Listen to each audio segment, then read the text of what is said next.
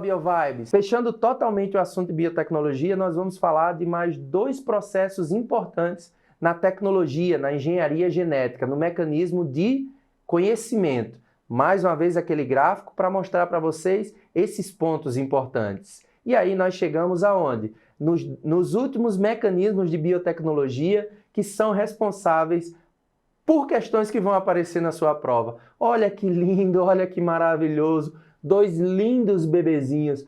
Olha que maravilha! Eu sei que tem muita gente que adora esses bichinhos, pegar nas bochechinhas dele, aquelas perninhas, aqueles bracinhos. Bia já foi um dia assim. Ah, que saudade eu tenho. Só que aí nessa imagem você está vendo gêmeos univitelinos, gêmeos idênticos. Ou seja, aquilo que a gente estuda em biotecnologia, que é a clonagem, já acontece há vários e vários anos na natureza. Então a clonagem nada mais é do que indivíduos geneticamente iguais. E esse processo pode ser natural, como a duplicação de bactérias, como a reprodução de alguns grupos de plantas e como também gêmeos univitelinos na espécie humana e em vários outros animais. Como também eu tenho esse processo de modo artificial, essa clonagem que visa a fabricação de indivíduos idênticos para um interesse humano. E aí nós vamos ter duas tecnologias importantes, a clonagem terapêutica e a clonagem reprodutiva. Vamos falar um pouquinho sobre cada uma. Então, quando nós pensamos na clonagem terapêutica, vou chamar a atenção aqui para vocês com um marcadorzinho a laser. Olha o laser aí, ó. Eu tenho um ovócito com dois pronúcleos haploides, ou seja, um núcleo masculino e um feminino. Esse processo é comum na fecundação, na fertilização. Através de um estímulo elétrico, eu estimulo essa célula a se dividir, como se fosse um processo natural de fecundação. Essa célula vai atingir o estágio de mórula, primeiro estágio embrionário, né? Depois ela continua até chegar ao estágio de blástula, onde nessa estágio de blástula, a característica principal que você vai lembrar é a cavidade interna repleta de líquido, a blastocele. Aqui em cima, onde eu estou passando, nós temos o botão embrionário, ou chamado de embrioblasto. E esse embrioblasto é formado de células tronco, células com alta capacidade de regenerar tecidos. Então esse aqui é o mecanismo de clonagem terapêutica. Professor, não vi clonagem ainda. Lógico, porque eu não falei que esse material genético que foi introduzido, então desse embrioblasto nós vamos ter células-tronco que ao serem introduzidas no órgão, elas vão copiar aquelas células já existentes e vão se tornar iguais. Então esse processo é chamado de clonagem terapêutica.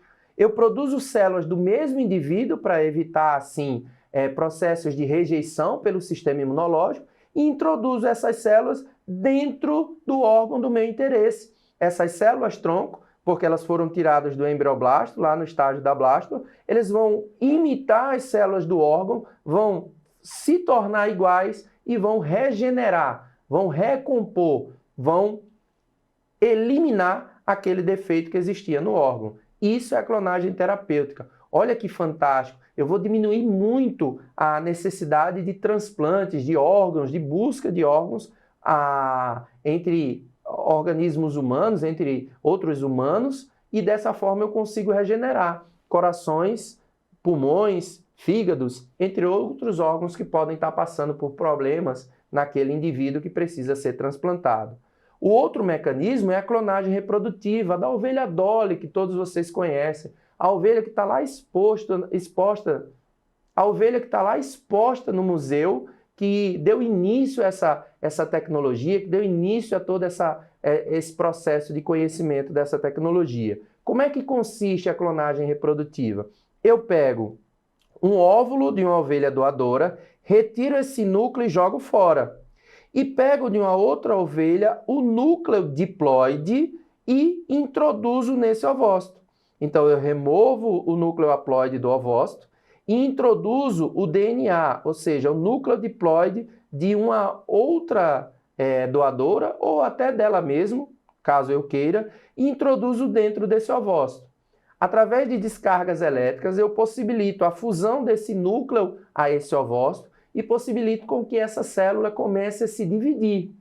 Eu pego essa célula, esses embriões, e coloco dentro do útero de uma barriga de aluguel, de uma ovelha que sirva só para gerar.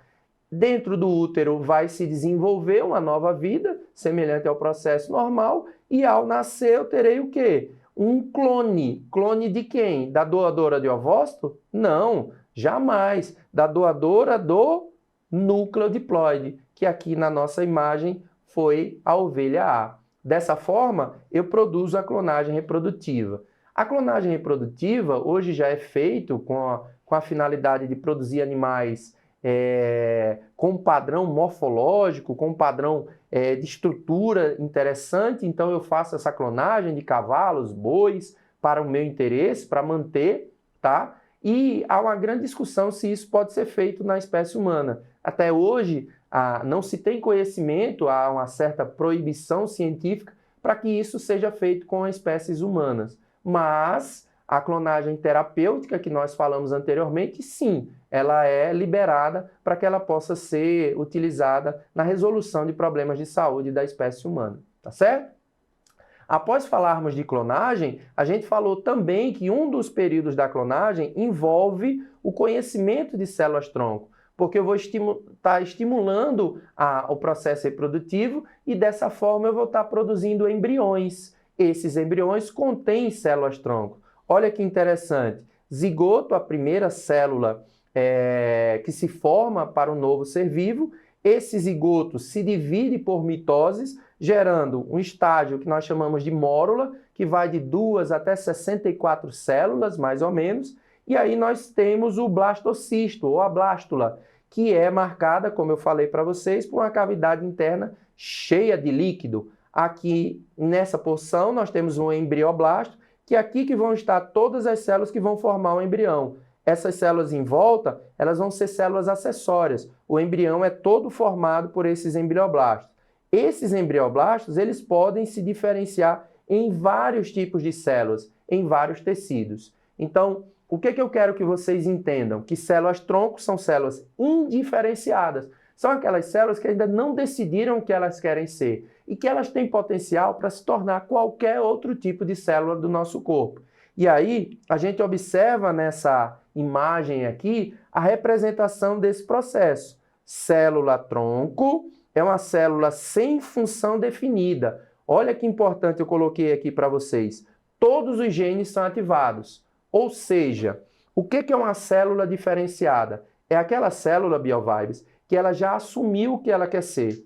A sua célula da pele, ela tem o mesmo DNA da célula nervosa, que tem o mesmo DNA da célula muscular, que tem o mesmo DNA da célula renal. Qual a diferença? Quando ela se diferencia, quando ela se especializa, ela diz o que ela quer ser. É você escolhendo a partir do Enem qual é a profissão que você quer seguir. Você está se especializando. Agora você é uma célula-tronco, você pode ser qualquer coisa, BioVibes. E a partir do processo que você se especializa, você define o que você vai fazer. É isso que acontece com a célula-tronco. Ela se diferencia, passa a se tornar uma célula tecidual específica, onde ela exerce uma função única e também passa a ter apenas os genes ativados que são importantes para aquele fenômeno.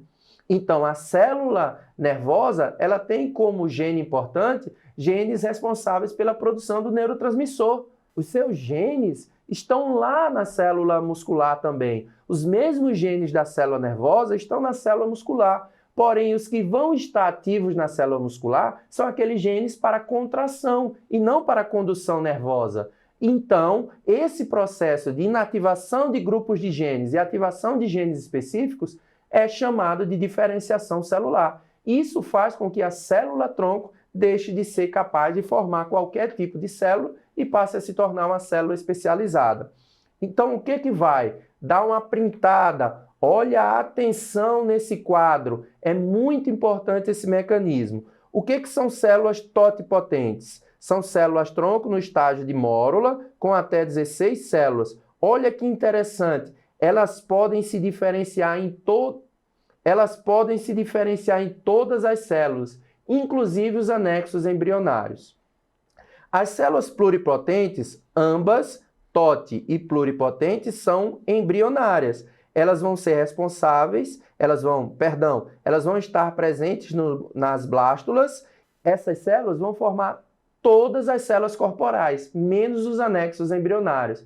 Vai uma dicasinha, TOT é tudo, pluri já tem uma limitação no seu desenvolvimento, na sua diferenciação.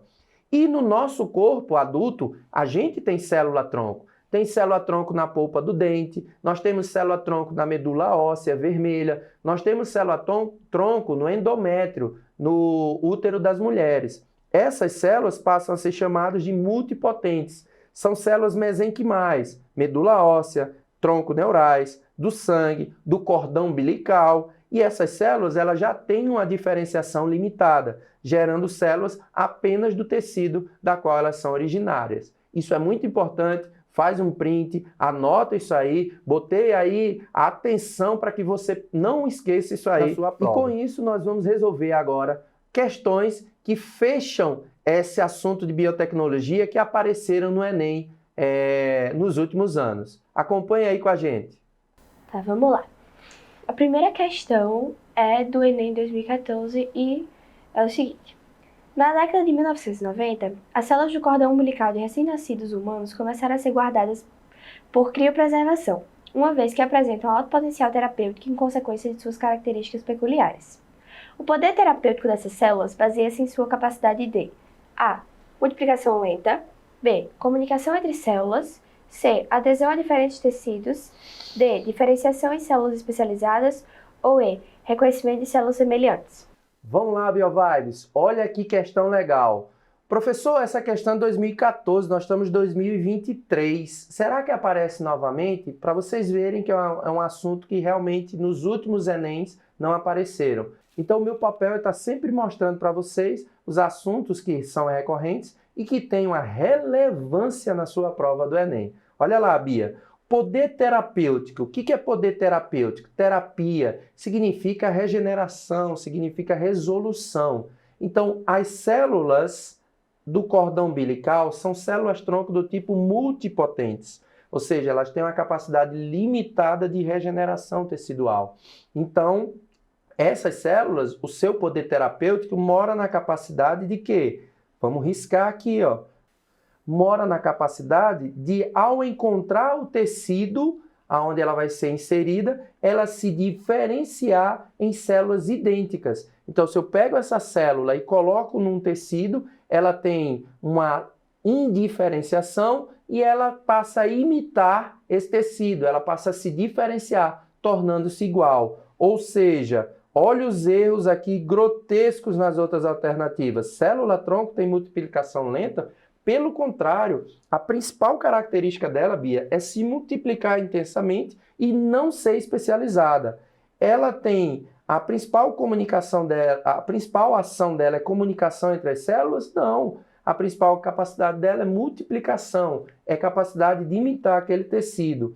Adesão a diferentes tecidos? Não. A finalidade dela não é aderir, é imitar, se multiplicar igual. E por último, reconhecimento de células semelhantes? Não, ela é uma célula-tronco, ela não está diferenciada. Então ela não vai reconhecer, ela vai imitar, vai se especializar nessas células. Então vamos para mais uma questão para a gente fechar esse momento aqui, essa parte 2 da aula de biotecnologia. Vai lá, Bia, leia para a gente essas questões, essa segunda questão sobre biotecnologia. Em 2009, em um experimento, preparou-se um conjunto de plantas por técnica de clonagem a partir de uma planta original que apresentava folhas verdes. Esse conjunto foi dividido em 2 grupos, que foram tratados de maneira idêntica, com exceção das condições de iluminação, sendo um grupo exposto a ciclos de iluminação solar natural e outro mantido no escuro. Após alguns dias, observou-se que o grupo exposto à luz apresentava folhas verdes como a planta original, e o grupo cultivado no escuro apresentava folhas amareladas. Ao final do experimento, os 2 grupos de plantas apresentaram a. Os genótipos e os fenótipos idênticos. B. Os genótipos idênticos e os fenótipos diferentes. C. Diferença nos genótipos e fenótipos. D. O mesmo fenótipo e apenas 2 genótipos diferentes. Ou E. Mesmo fenótipo e grande variedade de genótipos. Então vamos lá, Bia. Olha que legal. Nessa questão, a gente observa que ele fala de quê? Clonagem, né? Preparou-se um conjunto de plantas por técnica de clonagem, ou seja, a partir de uma planta original, ele produziu clones, ele pegou o material genético e copiou para que todas as plantas fossem iguais. Bia, por que isso é importante?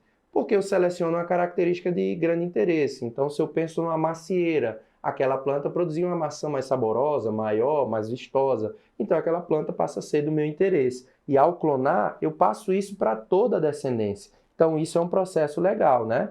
Ele observou que ela apresentava folhas verdes.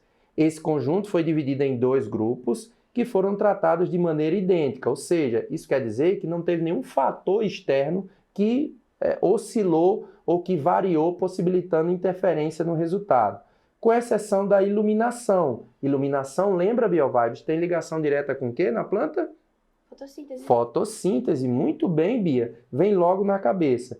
Um grupo exposto a ciclos de iluminação solar natural e outro mantido no escuro. Quando a gente fala em ciclo solar natural, você lembra lá em fotossíntese, BioVibes, que nós temos plantas de ciclo curto e de ciclo longo, ou seja, de dia longo ou de dia curto, como você queira, que são plantas que vão ter diferente floração e, por consequência, multiplicação, de acordo com a intensidade, BioVibes, e a duração da luminosidade. Então, após alguns dias, o grupo exposto à luz, lógico, vai ter a ativação da clorofila, vai manter a folha verde. Já que foi no escuro, clorofila não foi ativada, ela vai ter folhas amareladas. Então, após alguns dias, observou-se que as plantas do claro tiveram ativação da clorofila e mantiveram suas folhas verdes. Já as plantas do escuro apresentaram as folhas amareladas. E aí eles nos perguntam, ao final do experimento, os 2 grupos apresentavam. Essa questão, Bia, parece um trava-língua. Fenótipo, genótipo, genótipo, fenótipo. Bia, quando você olha para mim, você está olhando, na sua opinião, o meu genótipo ou o meu fenótipo? Seu fenótipo. Muito bem, Bia. Fenótipo é o quê? É a expressão. É o meu nariz, é a nossa bochecha, é o cabelo, é a estrutura do meu corpo, é como esse gene é expresso. Então, isso é o fenótipo. Já dentro das nossas células, Bia, nós temos o conjunto dos genes que nós chamamos de genótipo. Desculpem. Então, se você observar nas alternativas, ele brinca com isso para que confunda um pouquinho vocês. Então, BioVibes, esse trava-língua de genótipo e fenótipo é fácil de você entender, mas hoje em dia, normalmente nas questões, eles não colocam isso para não induzir com que vocês errem essa questão, não por falta de conhecimento, mas sim por confusão. Já lembrando que o Enem é uma prova muito cansativa. Bia ainda não vai fazer, vai demorar um pouquinho, mas é uma prova de resistência. A gente fica lá na sala louco para terminar a prova devido ao cansaço, a quantidade de questões que nós fazemos. E com isso, BioVibes, você já marcou aí com certeza a sua resposta. Letra B de Biologia. Por quê? Nós passamos a ter genótipos idênticos, porém fenótipos diferentes. As plantas, elas têm o mesmo material genético, porém, o fator externo, e grava essa palavra, epigenética. Sabe o que é, Bia? São os fatores externos que influenciam na expressão do gene. Então, fatores epigenéticos é um termo que vem aparecendo muito nas questões de biologia. Ou seja, nessa questão, para a gente finalizar, eu, por clonagem, mantenho o mesmo genótipo, porém, por alteração do ambiente, eu influencio no fenótipo das plantas. Então, BioVibes, fechando aqui com Bia, a gente vai estar finalizando essa aula de biotecnologia. É um assunto importantíssimo, tá, Bia? Quando você for fazer o Enem, tem que se preocupar com esse assunto, tem que observar e visualizar o quão importante ele é. Valeu, BioVibes, boa energia para vocês, bons estudos, faça o seu melhor, porque assim você vai conseguir bons resultados. Valeu, Bia. Tchau.